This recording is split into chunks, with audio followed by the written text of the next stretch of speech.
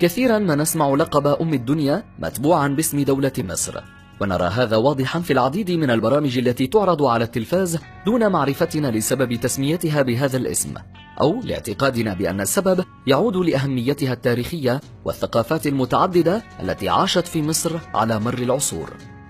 يعتقد البعض أن سبب تسمية مصر بأم الدنيا هو ذكرها باسمها في القرآن الكريم، أو بسبب وجود الأزهر الشريف فيها، أو لأنها أكبر دولة عربية شهدها العصر الإسلامي من حيث المساحة وعدد السلاطين الذين حكموها، وغيرها العديد من الأسباب. ولكن تفسير ابن كثير وضح لنا بأن سبب التسمية يعود لسبب ديني وليس لغير ذلك. سبب تسمية مصر بأم الدنيا: مصر هي أرض الكنانة ومهد الحضارات متتالية، بل تكاد تكون من أوائل الحضارات في تاريخ البشرية. علاوة على ذلك فقد ذكرت مصر باسمها الصريح في القرآن 5 مرات، وكذلك كانت من القدم موطنا للدفاع عن الإسلام ورايته ومصنعا للأبطال على مر التاريخ. ولكن تسميتها بأم الدنيا هي حقيقة دينية حسب ما ذكر في تفسير ابن كثير.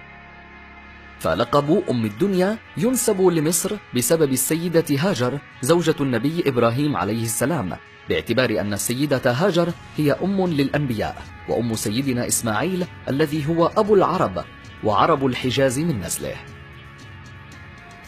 السيدة هاجر القبطية من مصر، بينما سيدنا إبراهيم عليه السلام ولد في العراق، لكنه انتقل إلى مصر وعاش فيها وفي بلاد الشام، وبعدها إلى الجزيرة العربية. ولذلك فتسمية مصر بأم الدنيا هو أمر ديني وتاريخي قديم وتوارثته الأجيال، وليس حديثا كما يظن البعض، وليس من خطابات جمال عبد الناصر أيضا.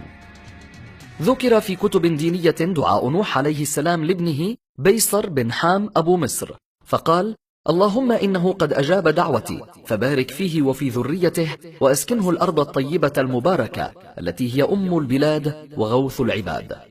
ومن الجدير ذكره أن اسم مصر ينسب إلى اسم مصرائيم ابن حام ابن نوح عليه السلام. وروي عن الرسول صلى الله عليه وسلم حديث صحيح حيث قال: ستفتح عليكم بعدي مصر فاستوصوا بقبطها خيرا فإن لهم ذمة ورحما. والمقصود بالرحم أنهم أخوال إسماعيل بن إبراهيم عليهما السلام.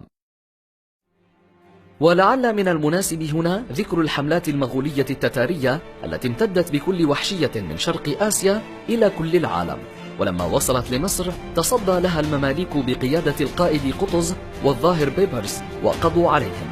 ولمصر وأهلها بطولات تاريخية كثيرة وفضل كبير على مر التاريخ لمن شاء أن يتوسع فيها.